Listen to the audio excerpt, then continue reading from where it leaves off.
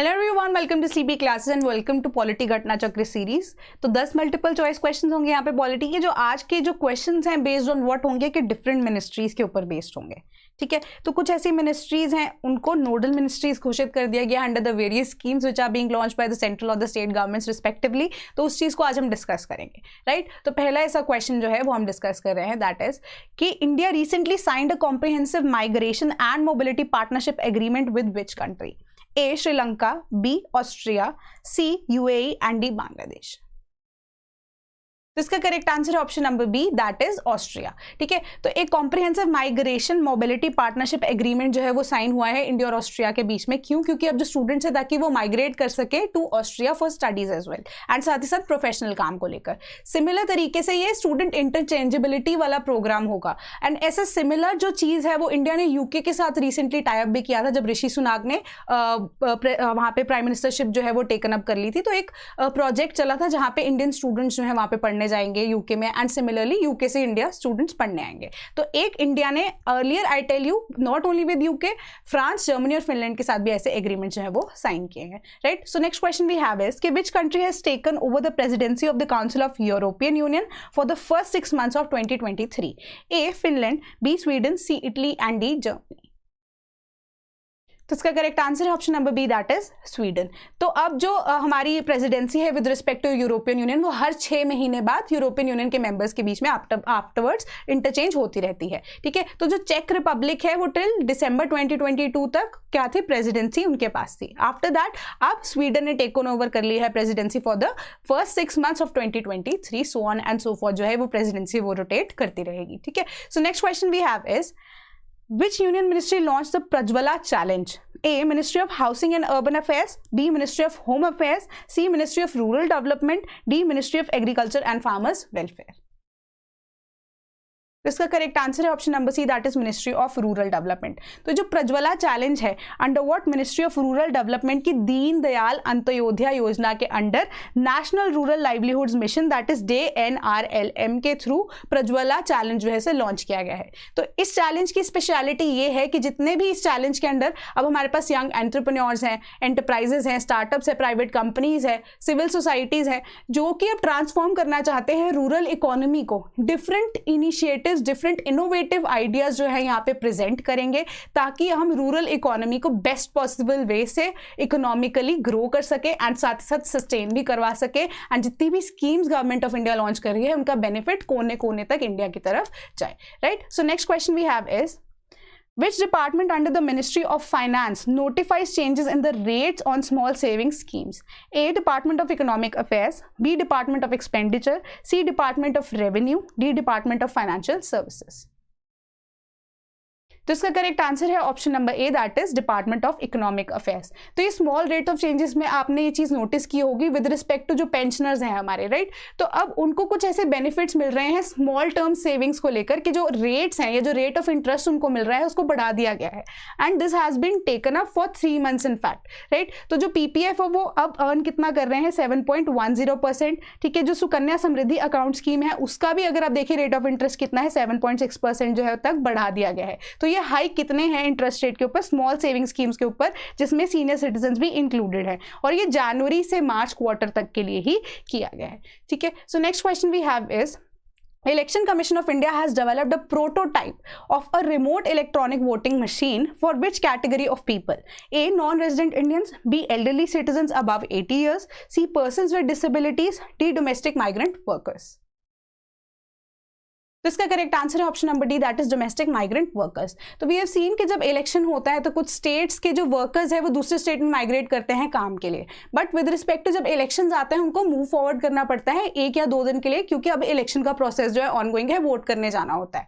तो ऐसे ही अब इलेक्ट्रॉनिक वोटिंग मशीन जो कि डिस्टेंस से यानी कि रिमोट इलेक्ट्रॉनिक वोटिंग मशीन जहां से अब डोमेस्टिक वर्कर्स क्या कर सकते हैं, जहां पे वो काम कर रहे हैं वहां से ही वोट कर सकते हैं, राइट। तो जो इंप्लीमेंटेड अगर इसको किया जा सके तो जो माइग्रेंट वर्कर्स है they will not be requiring कि वो ट्रैवल बैक करे टुवर्ड्स देयर होम डिस्ट्रिक्ट ताकि वो वोट डाल सके। ठीक है, तो एक मेजर मूव होगा इंक्रीज करने के लिए voter participation from a distant place. So next question we have is Which union ministry has been approved as a nodal ministry for matters relating to online gaming? Fairly simple question है ये. A, Ministry of Electronics and IT. B, Ministry of Finance. C, Ministry of Science and Technology. D, Ministry of Home Affairs.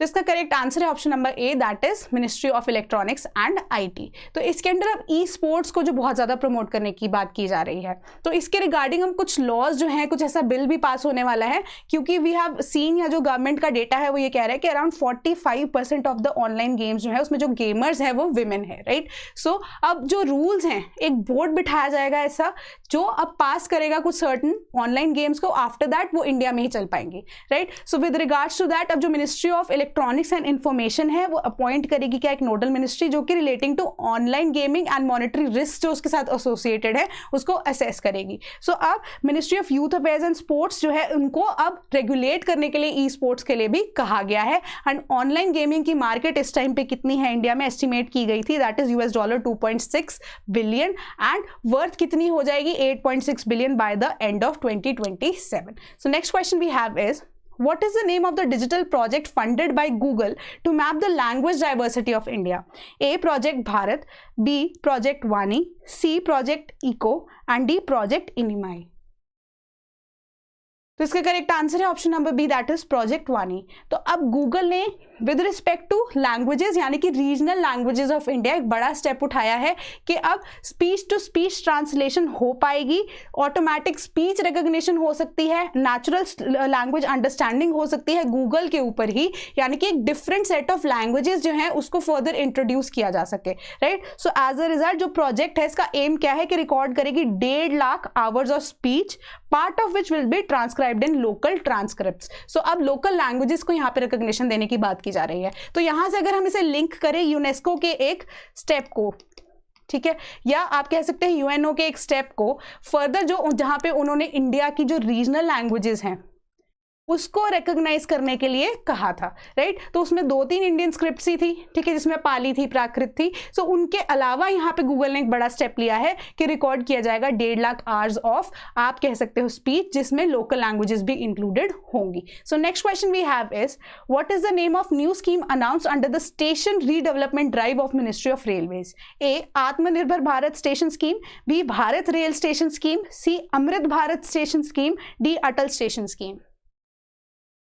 तो इसका correct answer है option number C, that is Amrit Bharat station scheme. तो इस scheme के under क्या होगा कि जितने भी अब 1000 स्मॉल स्टेशंस हैं उनको मॉडर्नाइज करने की बात की जा रही है. सो एज अ रिजल्ट उनका इंफ्रास्ट्रक्चर बनाया जाएगा, यानी कि इंफ्रास्ट्रक्चर में क्या होगा, रूफटॉप प्लाजाज होंगे, लॉन्गर प्लेटफॉर्म्स होंगे, ठीक है, लेस ट्रैक्स होंगे और 5G कनेक्टिविटी उन्हें प्रोवाइड करने की बात की जा रही है. So next question we have is, Home Affairs Ministry and which state signed cessation of operations agreement with the ZUF Armed Forces Group? A, Manipur. B, Assam. C, Arunachal Pradesh. And D, Sikkim.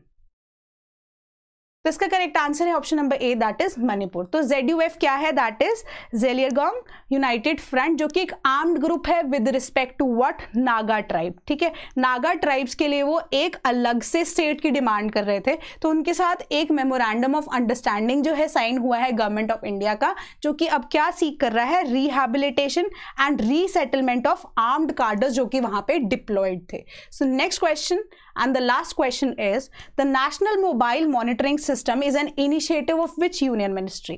A, Ministry of Rural Development. B, Ministry of Housing and Urban Affairs. C, Ministry of Agriculture and Farmers Welfare. D, Ministry of Defense.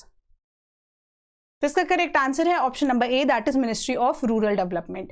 तो अब इससे क्या होगा, जितने भी MNREGA workers है जो कि काम कर रहे हैं मनरेगा स्कीम के अंडर, भी नो के जो अनस्किल्ड लेबर्स है 100 डे के लिए उनको काम मिलता है, वो स्किल्ड लेबर्स में फर्दर उनको डिप्लॉय करने के बाद कुछ प्लेसमेंट वगैरह की बात होती है, उनके काम को रिगार्डिंग कोई ना कोई बात होती है, right. So as a result कि अब वो जो 100 दिन का वो ट्रेनिंग प्रोग्राम है उसको वो सीरियसली अंडरटेक कर रहे हैं या नहीं, सो उसके रिगार्डिंग एक ऐसा प्लेटफॉर्म जो है उसको लॉन्च किया गया है, national mobile monitoring software app, जिसके थ्रू उनकी डेली अटेंडेंस होगी, यानी कि 2 टाइम्स अटेंडेंस उनकी पंच होगी along with that of a photograph, जिसको अब खुद से ही अपलोड किया जाएगा.